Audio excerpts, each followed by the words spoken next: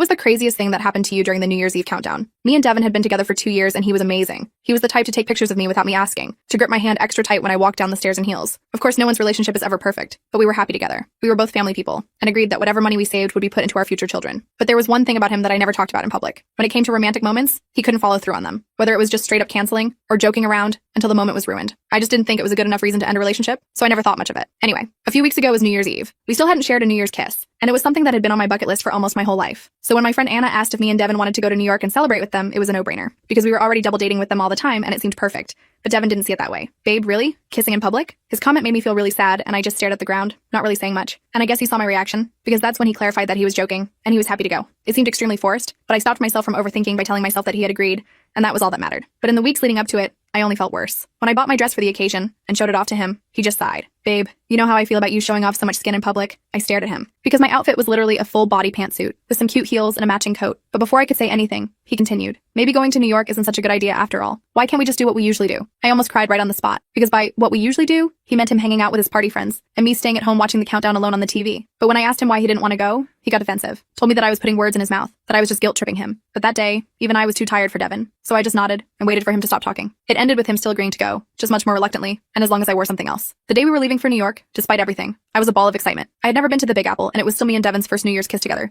And TBH, I looked bomb. We carpooled with Anna and her BF, and it was so much fun. We all screamed the lyrics to white girl music and talked about our resolutions. Well, all except Devin, who was sitting by the window with his arms crossed and a sulk across his face. And whenever I tried to ask him what was wrong, he would text me to stop talking to him and leave him alone. So I did. I tried to not let it damper my mood, but it was almost impossible. So instead, I told myself that he had motion sickness and didn't want to talk as a result. Luckily, parking was actually easy to find, and everything seemed to be going our way. We dropped our stuff off at the hotel and made our way to Times Square. My heart was racing as I looked around at everyone. Smiles, rosy cheeks, cheering. I honestly felt amazing. And because Devin had found a beer to drink, his mood was lifted too. I really thought that Devin decided to get over his moodiness for a day that was so important to me. I was so naive. After a few hours, we were finally just minutes away from the ball dropping. Anna and her boyfriend gazed at each other with the eyes, and as I turned to Devin to do the same, he was looking at me too. But in his eyes, I didn't see love. Instead, I saw guilt. So I smiled, thinking that he was feeling bad for how he had treated me. And that's when the 10-second countdown started. But when it got to 3, he screamed, "Not Happy New Year, not I love you." I cheated, at the top of his lungs. The people around us went silent. And 3 seconds later, as everyone shouted, "Happy New Year," and Frank Sinatra started to play, I just stood there in the middle of the confetti, my heart completely shattered. The people around me asked if I was okay, but I didn't even pay attention to them. I just made eye contact with Devin, who was smiling and telling me he was so glad to finally get it off his chest. It was the loneliest moment I had ever experienced. I even had to ask myself if I was dreaming, but I wasn't. I was just stuck in a relationship with Devin, and as he stood there with a "what is she gonna do next" look plastered on his face, I kissed him, and he kissed me back. I told him I forgave him, and thanked him for being so honest with me. But as his tongue was in my mouth, my mind was elsewhere, because this relationship now only served one purpose: my revenge. I couldn't tell you what I did to Devin in this short. The full video is on my channel and linked below.